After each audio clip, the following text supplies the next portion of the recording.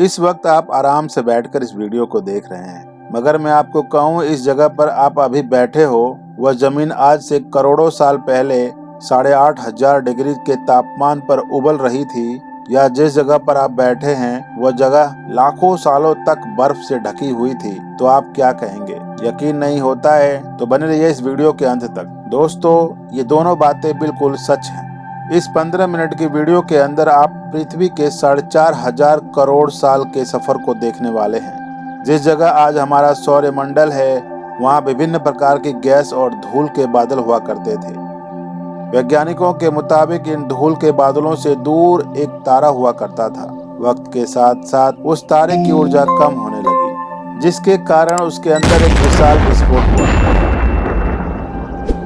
विस्फोट की वजह से अंतरिक्ष की धूल एक दूसरे से दबने लगी और इसी दौरान बादलों में स्थित धूल के कण दबाव और गर्मी के कारण बड़े उल्कापिंड और पत्थरों में परिवर्तित हो चुके थे, और इसी दबाव की वजह से इन बादलों में स्थित रेडियो एक्टिव पदार्थ ने ग्रेविटी का निर्माण किया। इस ग्रेविटी के कारण बीच में हाइड्रोजन और हीलियम इकट्ठा होने लगे।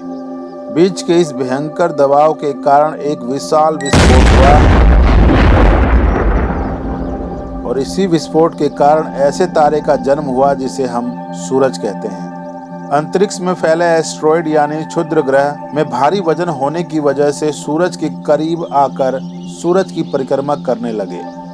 धीरे धीरे इन्हीं एस्ट्रॉयड में भारी टकराव हुआ, जिसके फलस्वरूप मरकरी, वीनस, अर्थ और मार्स जैसे ग्रहों का निर्माण हुआ। वैज्ञानिकों के मुताबिक उस वक्त पृथ्वी और मार्स यानी मंगल ग्रह के बीच थिया नामक ग्रह सूर्य की परिक्रमा किया करता था। पृथ्वी पर ग्रेविटी होने की वजह से सूरज की परिक्रमा करने वाले एस्ट्रॉयड अब पृथ्वी की परिक्रमा करने लगे और धीरे धीरे करोड़ों सालों तक यह पृथ्वी पर गिरते रहे। और ऐसी ही घटनाएं हमारे पड़ोसी ग्रह थिया पर भी हो रही थी, जिसके कारण थिया पृथ्वी के करीब आने लगा और आकर पृथ्वी से टकराया। इस भयंकर टकराव की वजह से पृथ्वी के हिस्से का कणों के रूप में अंतरिक्ष में फैल गए और एक रिंग की तरह पृथ्वी की परिक्रमा करने लगे। इन्हीं परिक्रमा करते हुए कणों में टकराव होने लगा, जिसके कारण हमारे चांद का निर्माण हुआ। उस वक्त पृथ्वी पर सिर्फ एक ही समुद्र हुआ करता था और वो था 1900 डिग्री सेल्सियस की तापमान पर उबलता हुआ लावा। उबल रही थी वो सारी चीजें जिसे आप अलग अलग नाम से जानते हैं। वक्त के साथ साथ पृथ्वी धीरे धीरे ठंडी हो रही थी, जैसे धातु और रेडियो एक्टिव पदार्थ पृथ्वी के केंद्र में जाकर इकट्ठा हो रहे थे। हल्के पदार्थ पृथ्वी की सतह पर आ गए थे। लाखों सालों तक पृथ्वी पर उल्कापिंडों की बरसात हुई और इन गिरते हुए उल्कापिंडों में जमा था नमक, मिनरल और पानी। करोड़ों सालों तक इन उल्कापिंडों की बरसात होती रही। धीरे धीरे पृथ्वी की ऊपरी सतह पानी से ढकने लगी।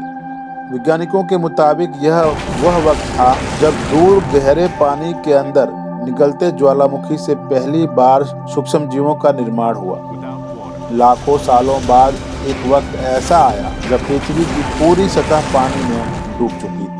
हमारी पृथ्वी के सबसे अंदर का कोर रेडियो एक्टिव पदार्थ से बने होने की वजह से हरदम गर्म रहता है, लेकिन जब भी पृथ्वी की ऊपरी जमीन ठंडी हो जाती है तब पृथ्वी के अंदर की गर्मी बाहर नहीं निकल पाती है, जिसके कारण ज्वालामुखियों का निर्माण होता है। और उस वक्त कुछ ऐसा ही हुआ था। पानी से ढकी हुई पृथ्वी पर हजारों की तादाद में ज्वालामुखी निकलने लग गए और आने वाले लाखों सालों तक इन ज्वालामुखियों का निकलना जारी रहा, जिससे पानी के ऊपर जमीन का निर्माण हो रहा था। इस वक्त भी पृथ्वी पर वातावरण न होने की वजह से अंतरिक्ष से उल्कापिंडों की बरसात हो रही है। आज से लगभग 300 करोड़ साल पहले पृथ्वी पर ऐसा वक्त आया जब पृथ्वी का वातावरण लगभग स्थिर होने लगा।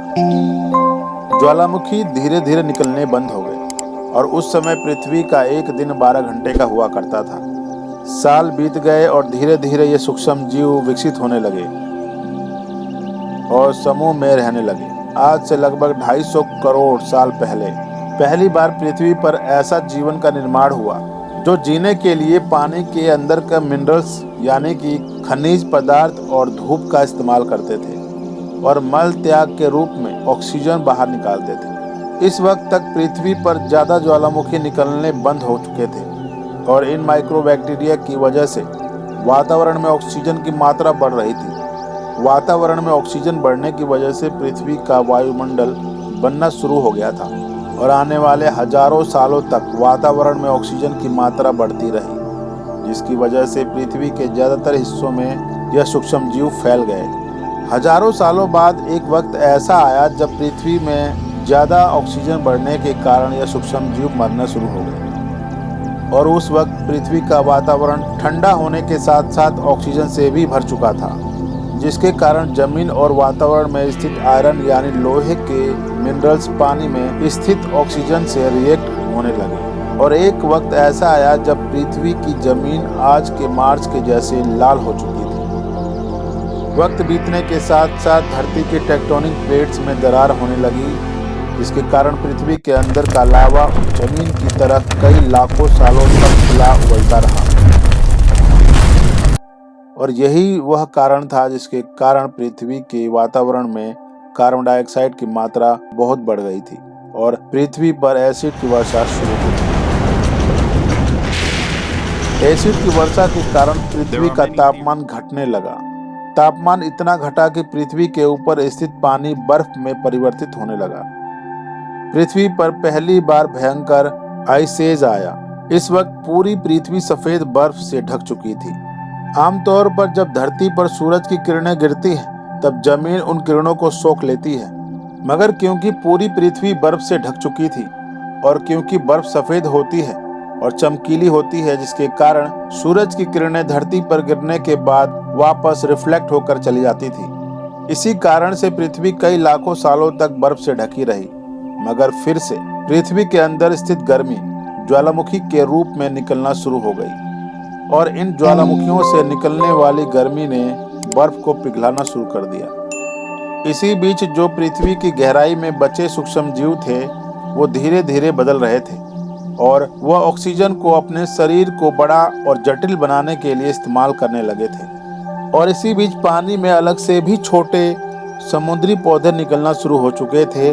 बाहर जैसे जैसे ज्वालामुखी निकल रहे थे, वैसे वैसे वातावरण कार्बन डाइऑक्साइड की वजह से गर्म हो रहा था। वक्त के साथ साथ बर्फ तो पिघलने लगी, मगर पृथ्वी पर फिर से एसिड की वर्षा शुरू हो गई, जिसके कारण फिर से पृथ्वी ठंडी होने लगी और फिर पृथ्वी की ज्यादातर सतह बर्फ से ढक गई। ऐसा बार कई हजारों सालों तक होता रहा और इसी कारण से अब समुद्री जीव धीरे धीरे वातावरण के हिसाब से विकसित हो रहे थे और इसी बीच कई सारे जीव समुद्री जंगल में भी लुप्त हो गए, मगर जो बच गए वो धीरे धीरे पृथ्वी के बदलते तापमान के हिसाब से ढलते गए और अब हजारों सालों बाद समुद्री पेड़ बर्फ की वजह से पूरी तरह मरते या सूखते नहीं थे। अब सूक्ष्म जीव समुद्री जीव बन चुके थे। जब फिर से ज्वालामुखी ने पृथ्वी की बर्फ को पिघलाना शुरू किया, तब यह समुद्री पेड़ जल्दी विकसित होकर फैल गए। धीरे धीरे वातावरण में ऑक्सीजन की मात्रा बढ़ने लगी और पृथ्वी पर होने वाली एसिड की वर्षा कम होने लगी। वातावरण में ऑक्सीजन आने की वजह से पृथ्वी की ओजोन लेयर मोटी होने लगी और आज से लगभग 47 करोड़ साल पहले पृथ्वी की ऊपरी सतह पर पहली बार मोसोस नामक प्लांट उगना शुरू हुआ। उसके बाद जमीन पर अलग अलग प्रकार के पौधे और पेड़ उगना शुरू हो गए और एक वक्त ऐसा आया जब जमीन के पेड़ों की लंबाई लगभग 80 से 100 फीट जितनी हुआ करती थी। आज की 5 से 6 मंजिल बिल्डिंग जितनी ऊंची हो चुकी थी। ये वो वक्त था जब समुद्री जानवर समुद्र से बाहर निकल रहे थे और इस जमीनी जानवर में परिवर्तित हो रहे थे। धरती की ज्यादातर जमीन एक जगह इकट्ठा हो चुकी थी, जिसे आज हम पैंजिया महाद्वीप के नाम से जानते हैं। पृथ्वी का वातावरण और तापमान लगभग स्थिर हो चुका था और अब करीब 21 से 23 घंटे का दिन हुआ करता था। अब समुद्री जीव पानी से बाहर रहने लगे थे और वातावरण के हिसाब से उनके शरीर का रंग रूप बदल रहा था। धीरे धीरे ये जमीनी जानवर डायनासोर में परिवर्तित होने लगे। जिन डायनासोर ने पेड़ पौधे खाने शुरू किए, उनका शरीर लंबा और विशाल रूप से विकसित होने लगा, और कुछ डायनासोर शिकार किया करते थे, उसके कारण वे छोटे और तेज होते रहे। पृथ्वी की ऊपरी जमीन एक जगह इकट्ठी होने के कारण ज्यादातर जमीन रेगिस्तान और बंजर हो चुकी थी।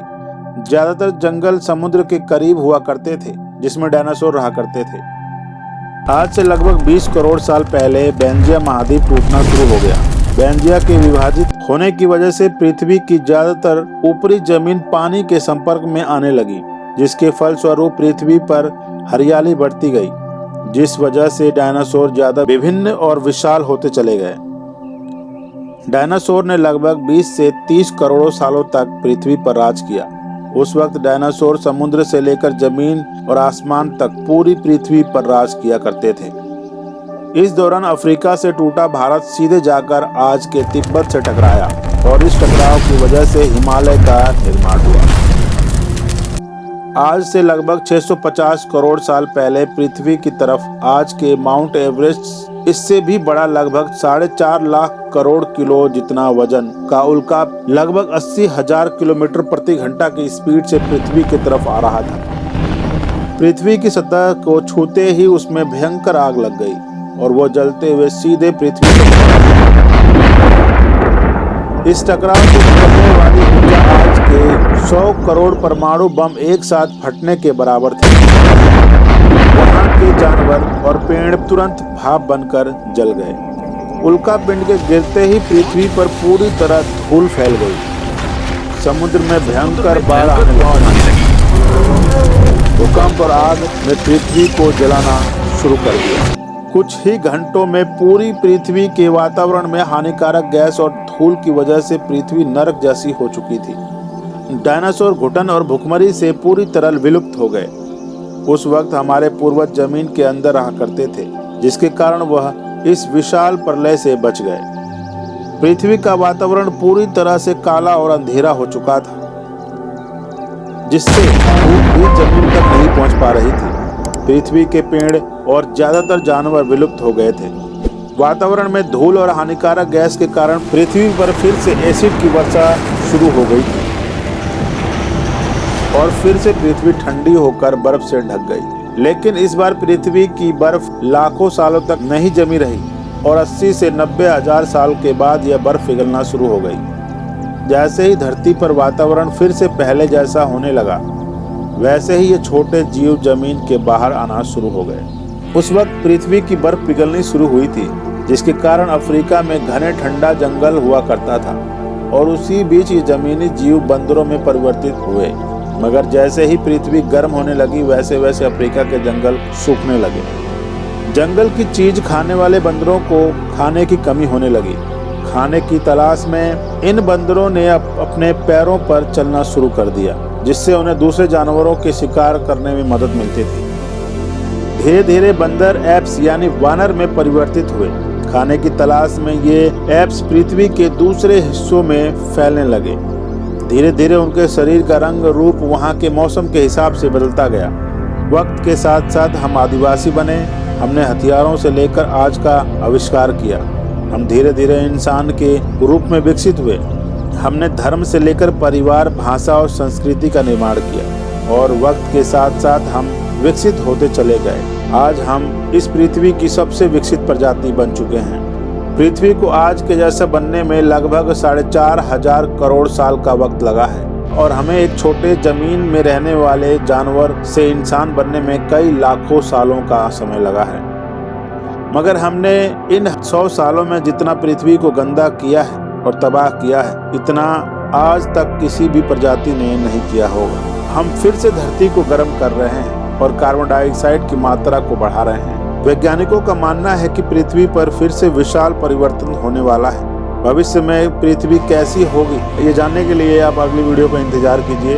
अगर आप इस चैनल पर नए हैं तो चैनल को जरूर सब्सक्राइब कीजिएगा। अगर आपको ये वीडियो अच्छी लगी हो तो इस वीडियो को जरूर लाइक कीजिएगा। उसके बाद अपने दोस्त और फैमिली मेम्बर्स को जरूर शेयर कीजिएगा। तो मिलते हैं दोस्तों ऐसे ही नॉलेजेबल वीडियो के साथ नेक्स्ट वीडियो में। तब तक के लिए धन्यवाद, अपना ख्याल रखें।